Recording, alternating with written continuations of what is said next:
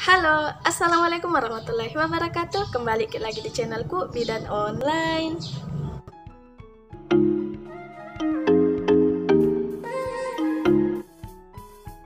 Di video kali ini kita akan membahas tentang perbedaan antara apa saja sih perbedaannya. Simak terus videonya. Tapi sebelum itu, untuk moms yang baru datang di channel ini, jangan lupa untuk klik tombol like, klik juga tombol subscribe, dan jangan juga lupa untuk aktifkan ikon notifikasi atau gambar lonceng, karena masih ada banyak hal yang akan saya bahas di video selanjutnya. Jadi jangan sampai ketinggalan moms. Terima kasih. Nah, oke moms. Jadi sebenarnya bendungan ASI, mastitis, dan abses payudara itu adalah tiga hal yang saling berkaitan. Kenapa saling berkaitan? Ya, karena apabila payudara jarang dikosongkan dan terjadi yang namanya bendungan ASI, kemudian bendungan ASI ini tidak segera ditangani, maka akan terjadi mastitis. Jadi bendungan ASI itu akan berubah menjadi mastitis atau radang payudara.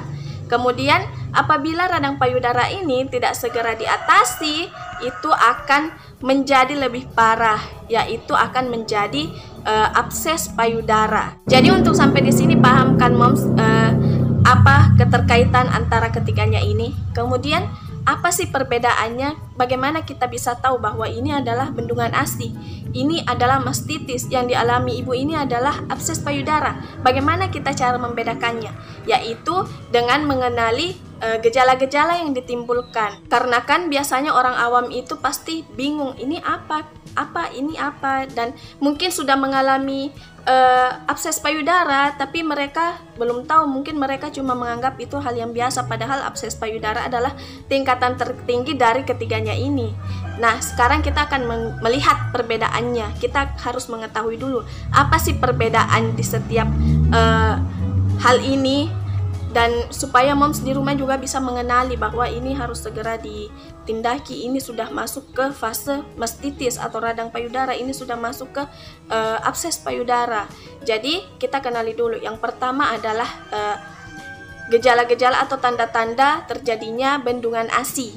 Nah, apa saja sih tanda-tandanya? Yang pertama adalah biasanya terjadi di awal-awal menyusui, di awal-awal melahirkan. Misalnya di minggu pertama atau minggu kedua setelah melahirkan.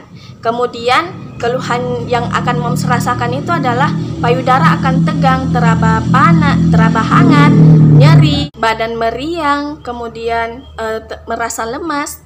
Tapi kalau bendungan ASI itu tidak perlu diberikan obat, tidak perlu diperiksakan ke dokter, karena bendungan ASI bisa ditangani sendiri di rumah dengan cara memompa atau pumping, memompa ASI supaya keluar. Jadi cara untuk mengatasi bendungan ASI adalah dengan mengosongkan payudara.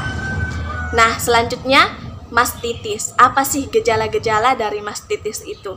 Jadi gejala-gejala mastitis itu, yang pertama gejalanya itu kan tadi bendungan ASI itu yang berubah menjadi mastitis. Jadi pasti ada gejala dari bendungan ASI itu. Misalnya saja payudara tegang, keras, panas, atau teraba hangat, demam, kemudian terdapat benjolan di sekitar payudara. Yang bahkan mastitis ini bisa saja terjadi di kedua payudara, tapi biasanya pada salah satunya, tapi bisa ada kemungkinan juga terjadi pada kedua payudara.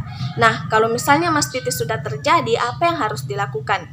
Jadi sebaiknya moms itu harus memeriksakan diri, harus diperiksakan, karena harus mendapatkan antibiotik, harus mendapatkan penanganan, harus mendapatkan edukasi lebih lanjut untuk mengatasi mastitis ini.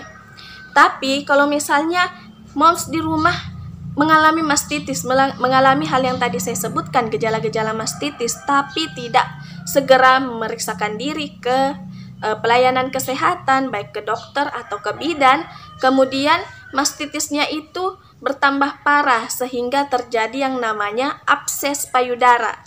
Abses payudara itu seperti apa? Nah, jadi abses payudara itu ada benjolan pada payudara. Jadi kan abses payudara ini lanjutan dari mastitis yang tidak segera ditangani. Jadi keluhannya sama dengan mastitis, hanya saja abses payudara itu sudah ada benjolan yang teraba dan benjolannya itu berisi nanah. Jadi benjolan ada benjolannya yang letaknya itu di dalam, ada yang bisa diraba, kemudian yang bisa diraba itu benjolannya itu bisa digerakkan. Nah, benjolan itu berisi nanah.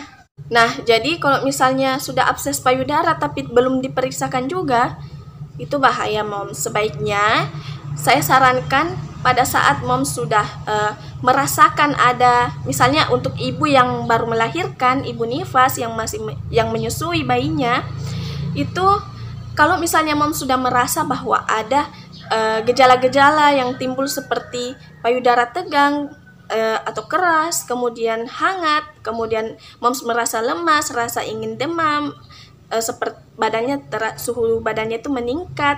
Nah, sebaiknya Moms harus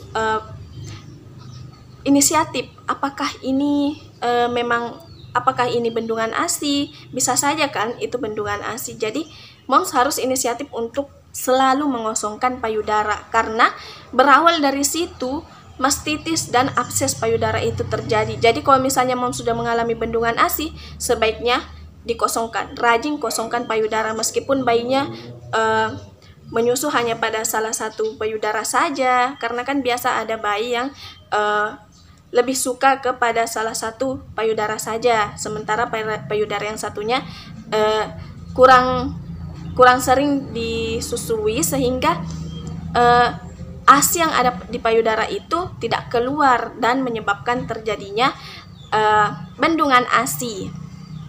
Nah, kemudian kan ada juga ibu menyusui yang berpikir bahwa kalau misalnya ASI-nya selalu dikeluarkan, nanti bayinya minum apa?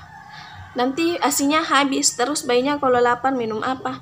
Moms jangan khawatir, karena mungkin ini adalah sesuatu yang umum, yang sudah umum diketahui, tapi masih ada beberapa orang yang tidak tahu bahwa ternyata ASI itu semakin sering dikeluarkan itu maka akan semakin banyak juga yang diproduksi. Jadi kalau misalnya Moms memompa atau mengosongkan payudara, itu akan terproduksi lagi ASI yang baru. Jadi jangan khawatir untuk kehabisan ASI, malahan payudara yang selalu dikosongkan atau ASI yang selalu dikeluarkan itu, maka gantinya itu akan lebih banyak lagi. Jadi produksi ASI-nya itu semakin melimpah. Kemudian itu saja mungkin yang bisa saya sampaikan. Yang jelasnya saya tekankan kepada Moms, kalau misalnya sudah merasa ada gejala-gejala seperti itu, sebaiknya dikosongkan payudaranya. Tapi kalau misalnya sudah sakit itu, atau sudah bukan lagi bendungan ASI tapi sudah ke mastitis, itu harus segera diperiksakan. Jangan menunggu sampai terjadi abses payudara dulu baru Moms periksakan ke dokter. Sebaiknya periksakan diri sedini mungkin, secepat mungkin, supaya bisa juga cepat ditangani dan Moms juga tidak terlalu lama menderita dengan rasa sakit yang Moms rasakan.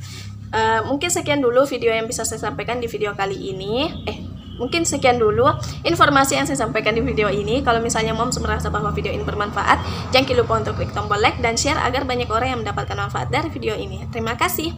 Dan saya juga ingin menyampaikan kepada Moms semua, kalau misalnya ada yang ingin berkonsultasi bisa hubungi Instagram saya, bisa DM di Instagram atau di Facebook yang akan saya cantumkan di link deskripsi. Juga bisa komentar di kolom komentar. Insya Allah nanti saya akan jawab. Terima kasih sudah menonton. Wassalamualaikum warahmatullahi wabarakatuh.